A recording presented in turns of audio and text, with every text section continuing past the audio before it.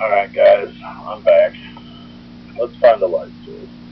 Actually, I'm going to use one that I normally use because I like how it looks. And I keep mine in my background.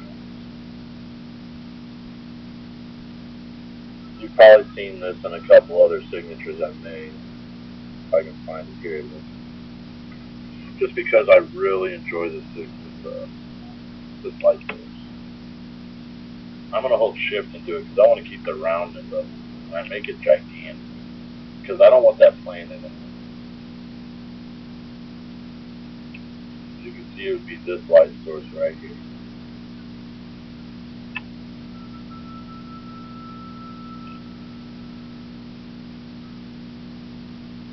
It's kind of like the way it looks coming from behind it. That's pretty cool. Alright. Now, to scroll through these, it's going to be within those 4 lights, screen, color dash, the linear dash tab.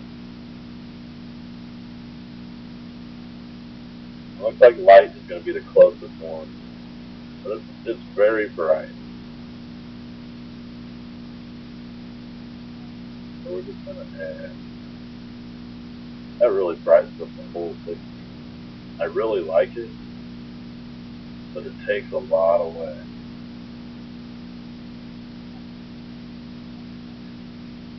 I don't know, that looks pretty sick.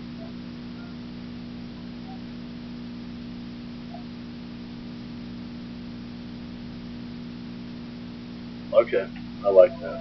So we're going to go ahead and hold on to that. File. Okay, let's change the color. Change the color. Adjustment. Oh, got a raster in it. The image. Adjustment. View and saturation. Maybe we can actually take this down to where it'll look good with the background. So I can kill them. I'm thinking around there, I guess. I'm not sure.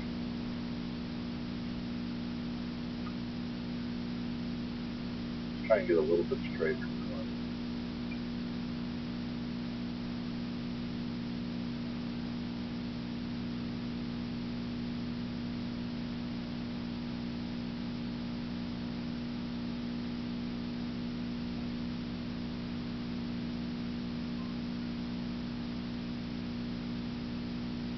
That's staying pretty bright.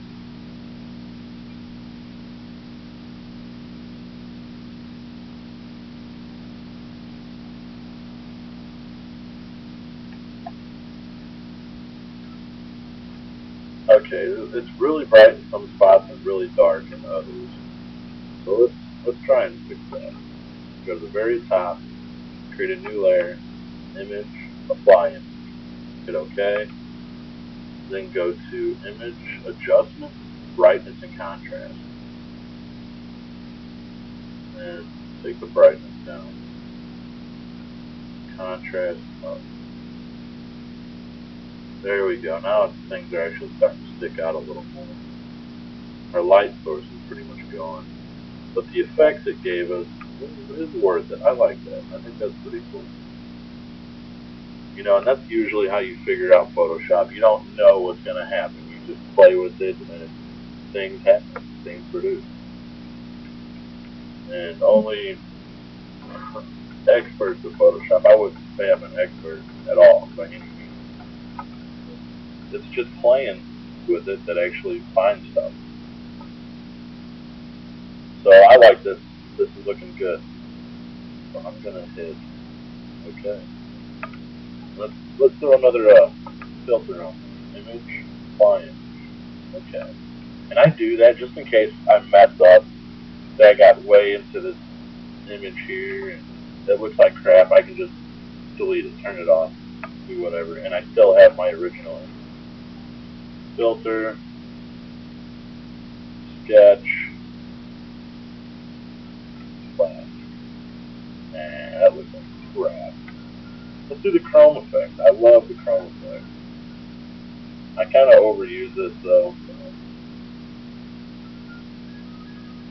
And honestly, I can't say it looks that good on this signal.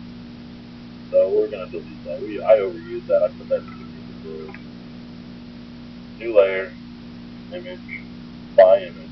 Okay. Filter.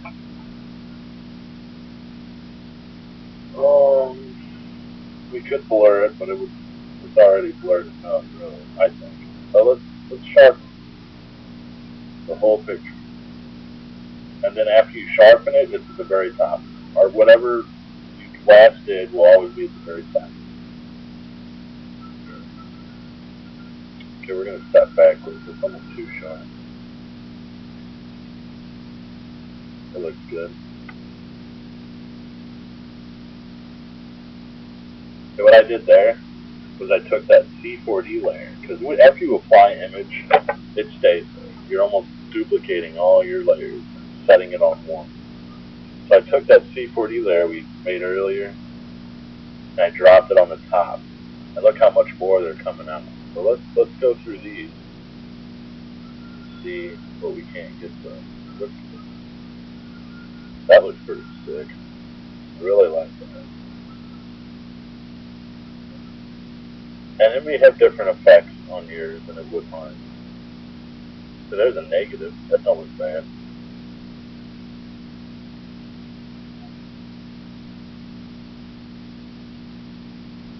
Okay.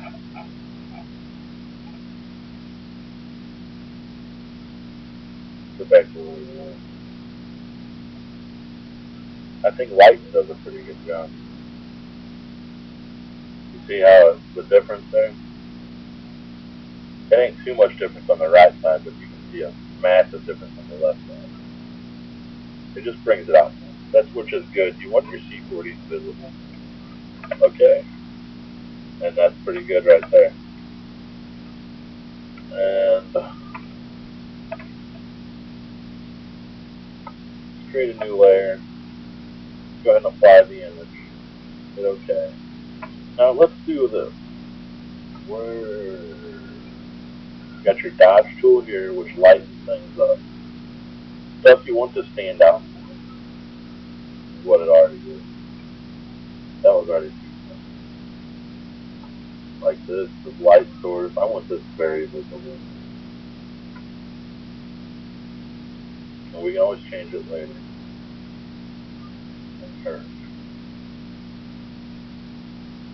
Okay, let's go ahead and go to the burn tool. This is too bright right here. Let's calm that down. This is pretty bright. Let's get rid of that. We want, I'm just doing like highlighting the edges here so it doesn't look so, I don't know, repetitive. Alright, we can do some of her shirt to make her stand out more. Make dark points darker, light points lighter. It seems to highlight the bit. I definitely don't like that light spot there. I don't know why. This just seems like a big cluster F right there. That's alright, they're all born though. Let's put some crazy lines to it. So let's go, well, better yet, let's do what I explained earlier. Create a new layer, own layer all by itself.